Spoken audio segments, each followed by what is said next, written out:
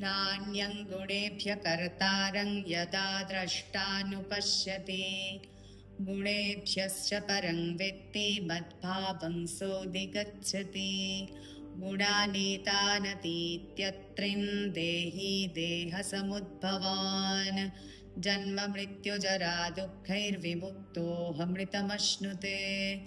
अर्जुन उवाच कैर्लिङ्गैः स्त्रीन् गुणानेतानतीतो भवति प्रभो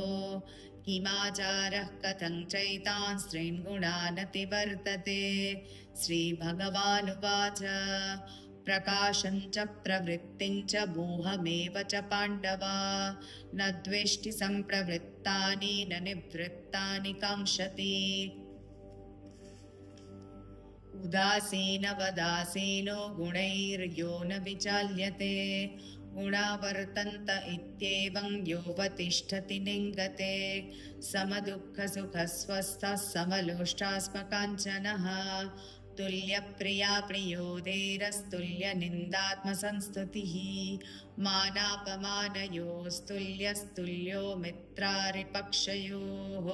सर्वारम्भपरित्यागी गुणातीतः स उच्यते माञ्चयोग्यविचारेण भक्तियोगेन सेवते स गुणान् समतीतैतान् ब्रह्मभूयाय कल्पते